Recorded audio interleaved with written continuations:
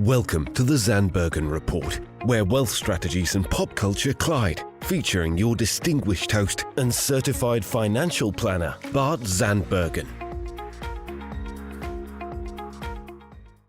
Welcome to our show of Dream Chasers and Wealth Makers. We are thrilled to be back in the studio today with a new episode of the Zandbergen Report. I'm proud to bring in the movers, shakers, and difference makers who are passionate about sharing what they have learned and what you need to know today. And today I'm very pleased to have longtime friend and strategic partner Nick Roshdieh of Pacific Sotheby's. Nick, welcome to the show. Thanks, Bart. It's good to be here with you. Yeah. So in case you can't tell, Nick is coming in virtual. We do that quite often, but sound quality sounding good, so we're going to have a good show. So Nick is real estate for 30 years now? Pushing it, right? 25, 30 years in real estate? 18. It Yes. was up there. So definitely a local expert. So Nick, let's start broad and then kind of work our way down. We're coming off of let's just call it an interesting year to say the least. And I think most people are surprised, myself included, that the value of real estate has kind of gone through the ceiling. So nationally, can you give us some insight and then what you've been seeing here locally in the Southern California marketplace? Yeah, so pretty much after the pandemic hit, we went through a little bit of a kind of a standstill period. Deer in headlight, kind of. Right, and then the real estate just really took off since then. And, there were concerns at first, what was going to happen in the market, how was it going to affect the real estate nationally. But, buyers kept buying and sellers start coming to the market more, properties started selling, and it just kind of escalated from that point on. And, more homes came into the market, more buyers were buying to pent up demand. Now there's more buyers than there are sellers. And it's just really been an absolute boom in the real estate industry. Pretty much, from third and fourth quarter of last year, obviously, and first quarter of this year, it's just been amazing for the real estate industry, how it's gone up, by a factor of, a magnitude nobody would have ever dreamed about back in March of 2020. Yeah, that's for sure.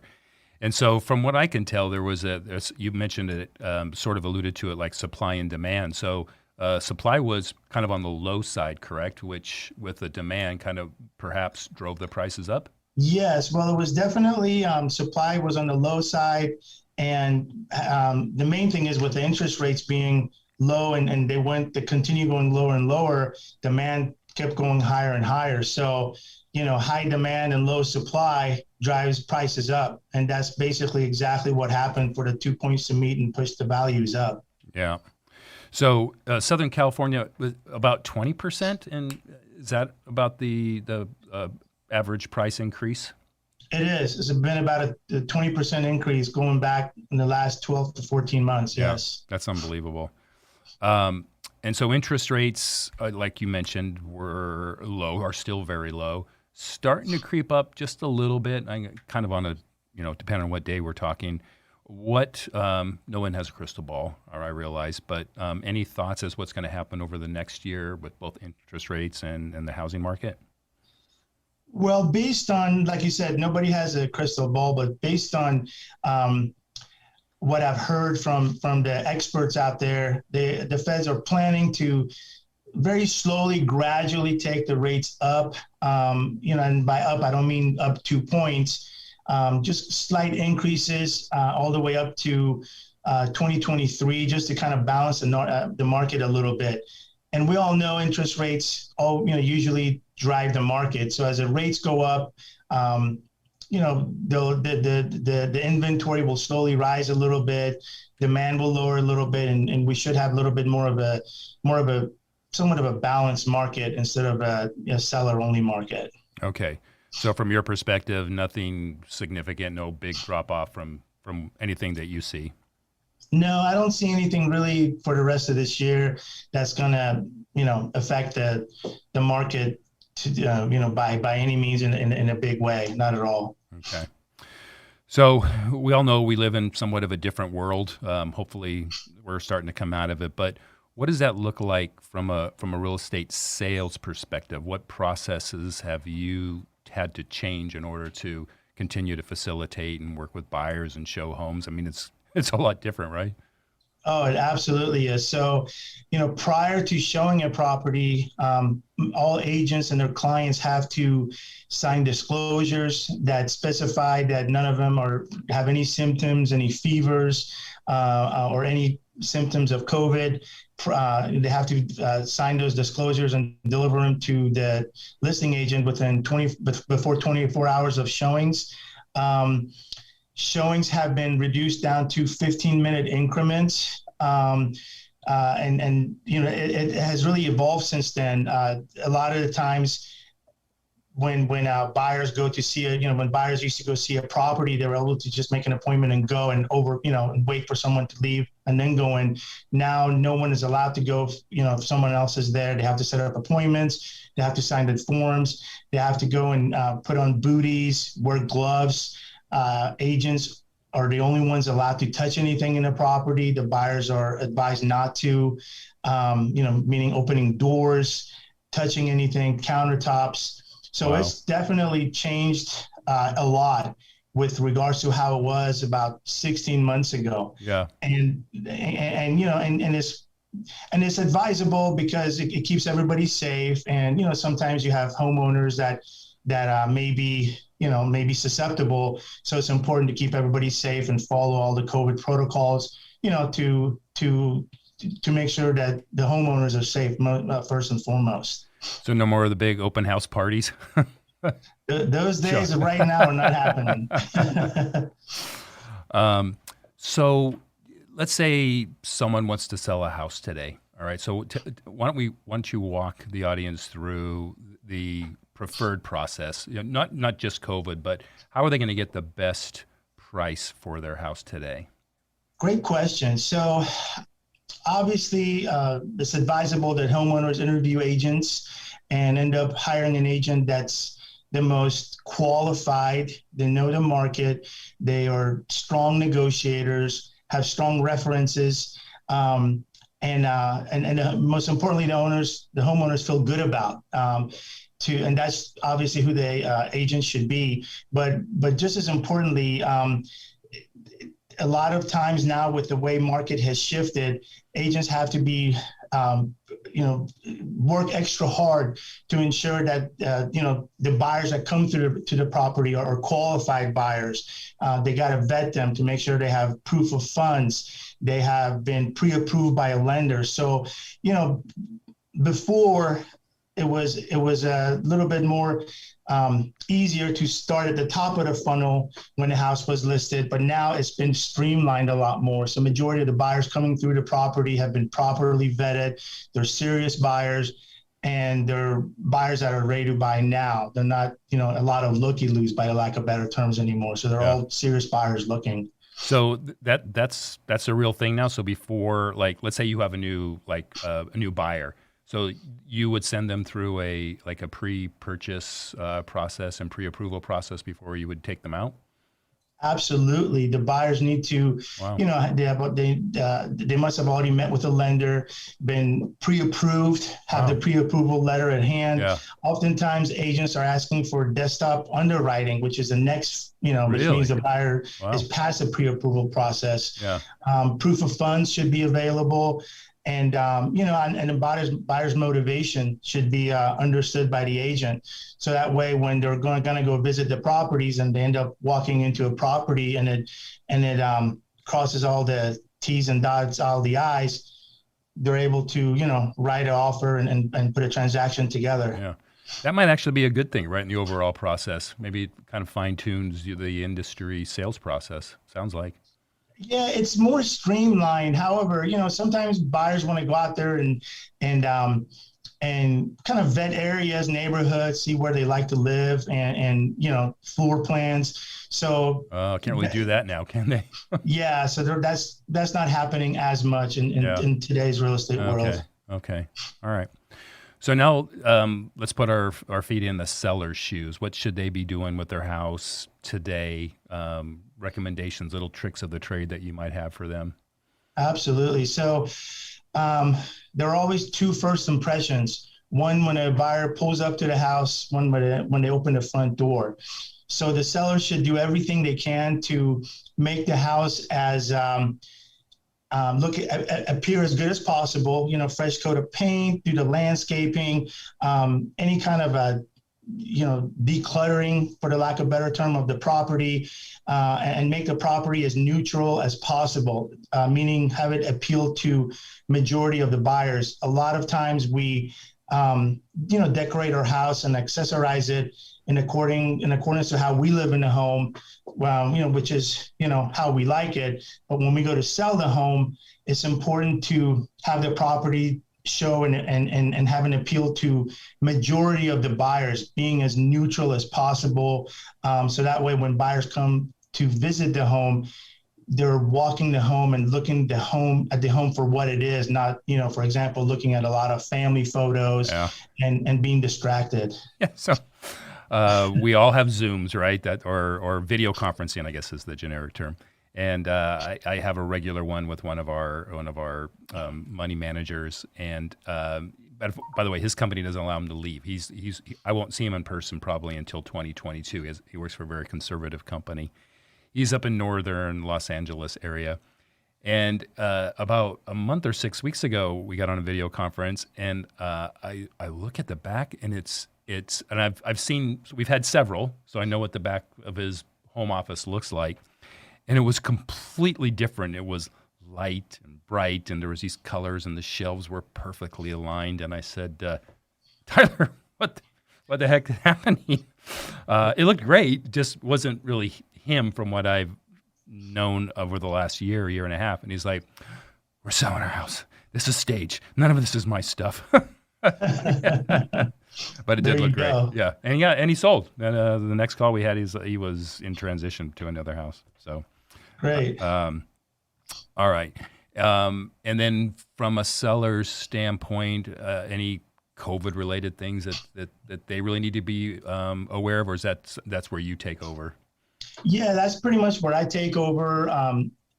So the showings have been condensed down to, let's say, 2 to 3 days a week, certain hours in a day.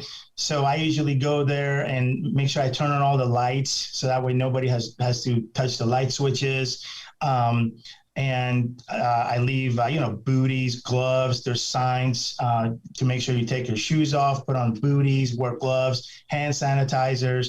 So, everything has to be done in order to, follow protocol and keep the seller safe in the property, while the property, and with regards to the sellers, they just got to have the property as show ready as possible. So when buyers come see the property, they see the home for what it is and see it in the best light, for the lack of a better term. That way, when sellers are, negotiating offers, they're able to, negotiate the highest, best offer for their home. Sure. Let's switch gears for a second. You and I just coincidentally both have training and certification in working with those who are divorced or getting divorced. And, it's just a fact of life. If people get divorced oftentimes they have to sell their house. So like with your training and you're kind of specializing in that area, what hypothetical problems have you seen during a divorce sale? And then how do you make sure it doesn't happen? Yeah, so a couple of things. In a divorce scenario, anything could happen, obviously.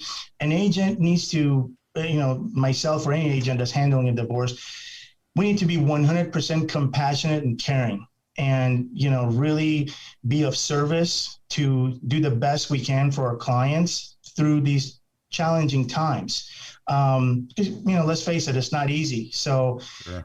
We got to have both our clients' interests at heart, and be very neutral and protect both their assets. So with regards to hypothetical problems coming up in a divorce scenario, the best thing an agent can do is always meet with both clients at the same time, via Zoom video or in person, if they're okay with that, and be as transparent as possible and come up with a resolution that's fair, and one that both parties are good with and agree with. So no matter what it is, an agent, as long as it's related to the property, an agent's fiduciary duty is to both parties. And I highly recommend sitting with both of them to resolve it and come up with a resolution that they're both happy walking away with. Yeah. So, kind of unlike in my world, occasionally if a couple gets divorced, they may get a different financial advisor, have different financial advisors. That happens sometimes. In your world, they can't come in with separate sales agents, right? You're going to have to represent both. So you do need to walk that line. Absolutely. And not only you got to walk that line, but you have to, with any client, really, you have to just do your absolute best to be as neutral as possible. And the goal is to bring in the highest value for the clients and make it the process as seamless as possible, because it is challenging for them. So our job is to take on as a good agent handling divorce scenarios. Our job is to take on as much as we possibly can, whether if it's and anything. Whether if it's certain repairs to the property, things that usually a lot of times homeowners handle. Oftentimes I go in with my own contractor, get it all done, get it handled, run it all by the both by the former spouses and make sure they're okay with it, transparency, clarity, and do a lot of things like that for them. So that way they don't have to be bothered with it and see the deal through with as much communication as possible with them. So they're always both involved and everything is always moving ahead accordingly from both sides simultaneously. Yeah. I've been thinking, as you say that, I think of the process, and then, kind of where it kicks in for me is, after the sale takes place, money goes into escrow, and then, depending on whether the spouse buys another house or not, then, we've got to figure out the cost basis, what capital gain may be applied to each spouse. So there's a lot to that process. There is, and it all depends if there's if the property is in a divorce decree. If it is, the agent has to know what that is. Basically, how the judge has spelled out how the property should be sold. And if it's not in the decree, then the agent obviously again would have to always communicate with both couples at the same time as they go through the process to sell the home, and make sure that during the first interview process, the agent needs to go over every possible thing up front.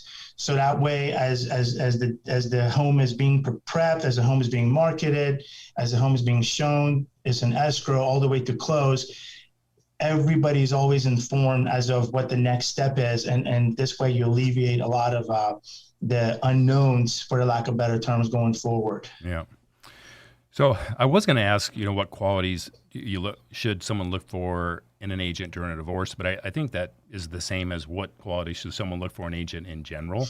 And I know you won't plug yourself. We've had experience with you selling our own home, and you've worked with a lot of my clients, and your ability to listen and absorb and really go the extra mile, I think, is super.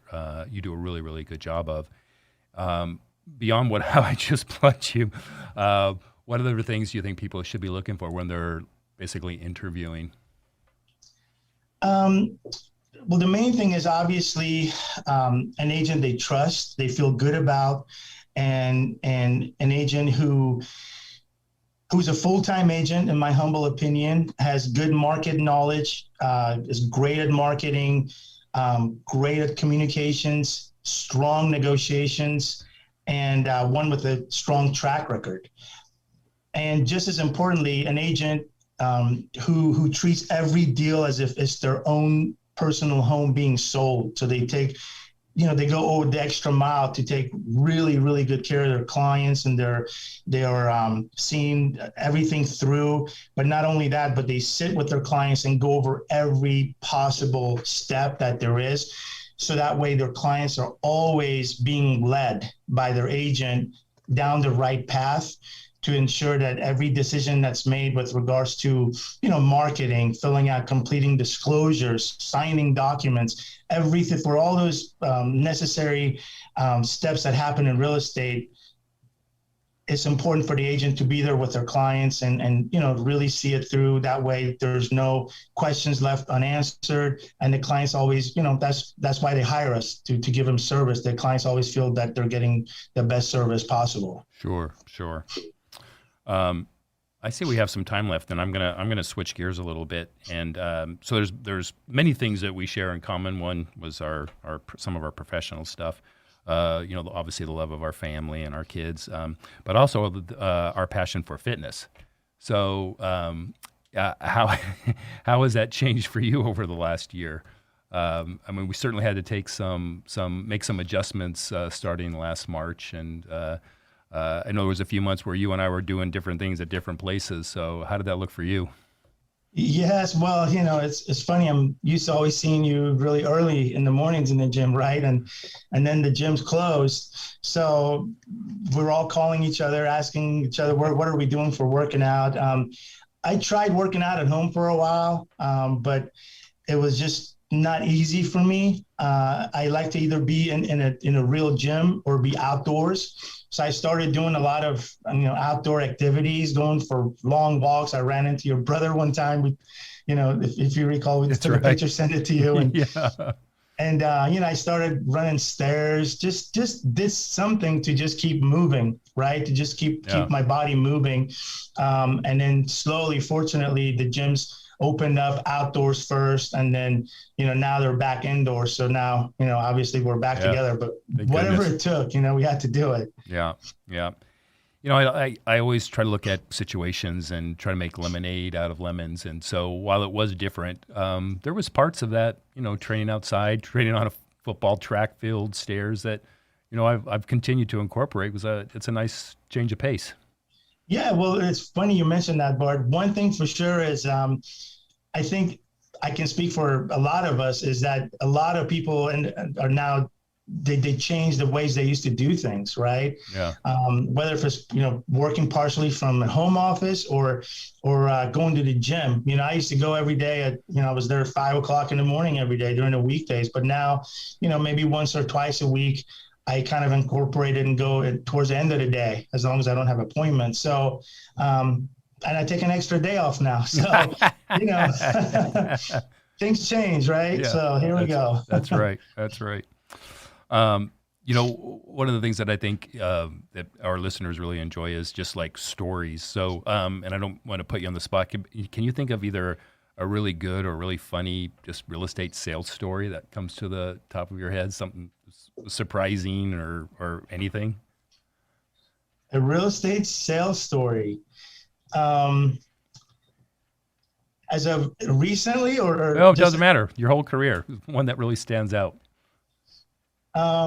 Sure. So, I had a client of mine called me and he said he had a property that he wanted to go see, and he was all excited about. So the property was off market, and I said, okay. He wanted me to go see it, give him my opinion.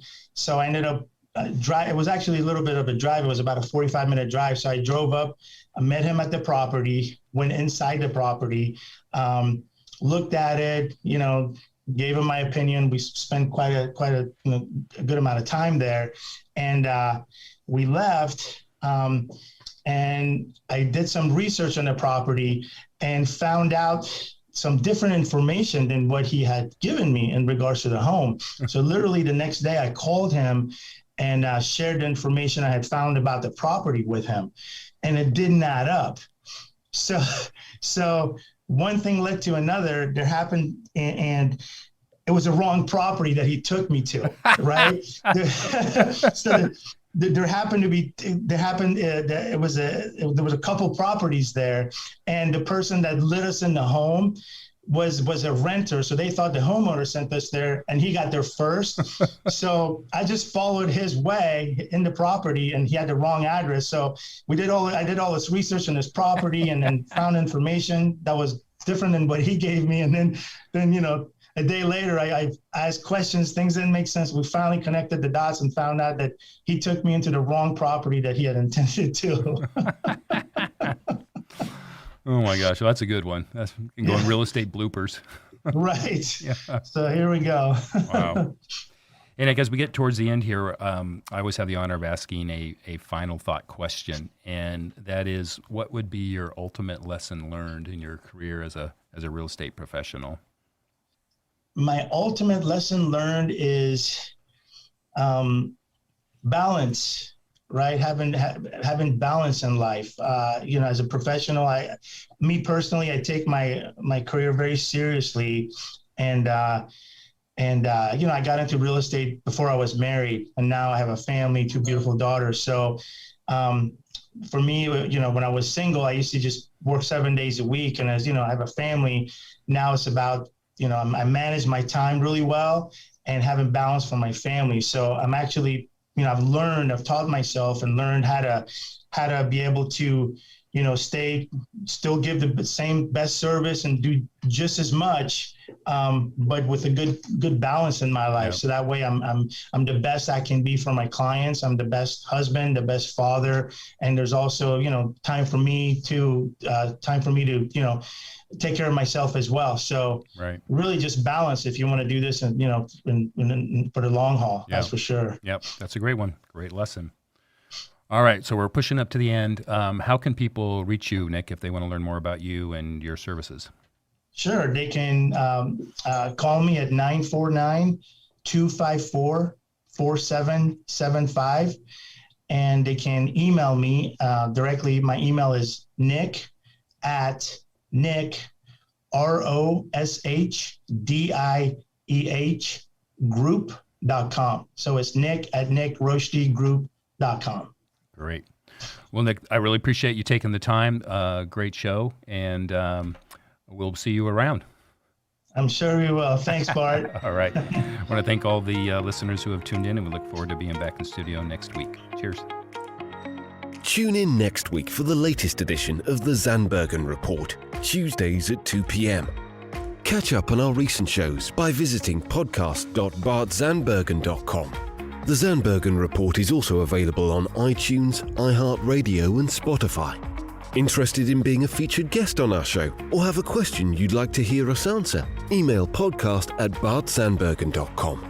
The contents of this podcast episode do not constitute an offer of securities or a solicitation of an offer to buy securities, and may not be relied upon in making an investment decision related to any investment offering Access Wealth Management LLC, an SEC-registered investment advisor. Access does not warrant the accuracy or completeness of the information contained herein. Opinions are our current opinions and are subject to change without notice. Prices, quotes, rates are subject to change without notice. Generally, investments are not FDIC insured, not bank guaranteed, and may lose value. Brokerage services are offered through Tessera Capital, member FINRA.